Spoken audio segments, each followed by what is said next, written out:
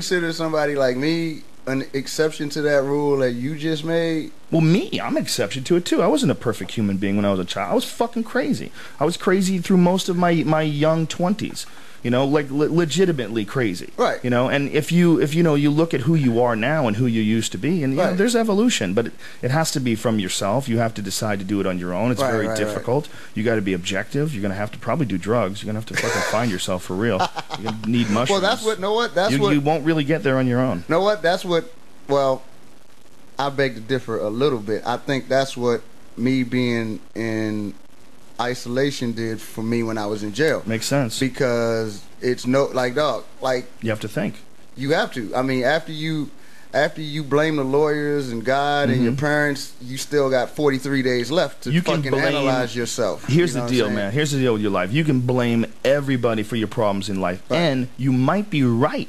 But you can't change that. Right. What you can change is what you think and how you react and what power you give other people's actions and thoughts over you. Right, that's what I was saying. You could keep from getting pissed off at them by using that energy for yourself, using that energy for positive shit, using that energy to try to accomplish shit. Like that could either drive you crazy or it could make you a better motherfucker. Person. Yeah. Like, and that's why, you know that I brought a lot of shit on myself, but I'm glad that I was able to use the time that I was in jail to say, dog, you can't keep doing this dumb shit, man. You have to try to do something, be it comic. And the reason that I even bothered to think that I could be a comic is because that was one of my survivals while I was in jail. I've always been this size. So I was the guy that if somebody did something or said something, I had something quick to say that kept brothers smiling. Because, dog, that's a long time to be anywhere.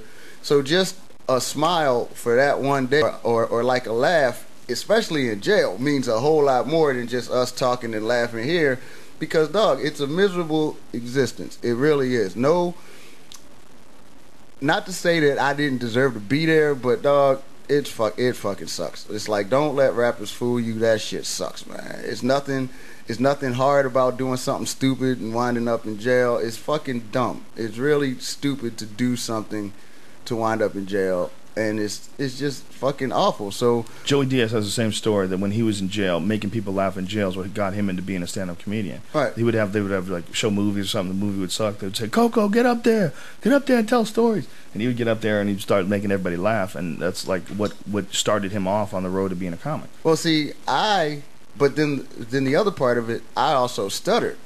So what would happen is, like, if I said something that was slick, people would laugh, and sometimes I would try to talk and stutter, and people would laugh. So either way, I'm cool. You know what I'm saying? So, but with that, with just that laughter, man, like, laughter is something that I think that we as comics shouldn't take for granted. It's a powerful thing. Like, if it can help somebody get through jail, like just laughing once a day, just like, dog, it's very powerful. It's a very powerful thing, and we don't think about it because it seems frivolous. It seems like, oh, you're just laughing, you're silly, you're a silly person. Dog, it's important for your health.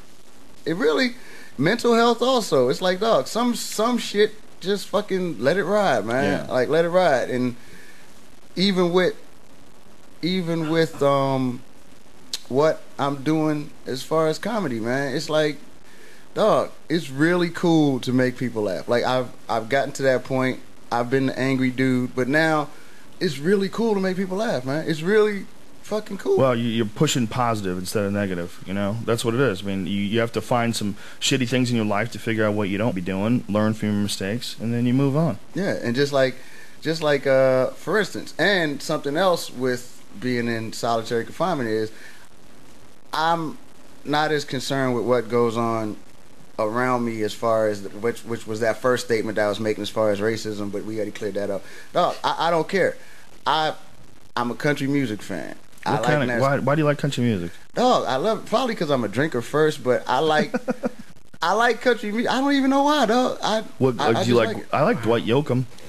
I like mostly all of it, man. Like, other than that country pop shit where you got pop stars that couldn't make it as pop So they try to do country now. I think that's a little bit much. But other than that, like straight country, I love it, man. Well, I'm a big Johnny Cash fan, but I never even think of Johnny Cash as being country. Johnny Cash is like some weird white rap. That's the thing. I'd say I'm a Johnny Cash fan. I wouldn't say I'm a country music fan. But yeah, I like country music. Yeah, favorite. Like Boy Named Sue, that song.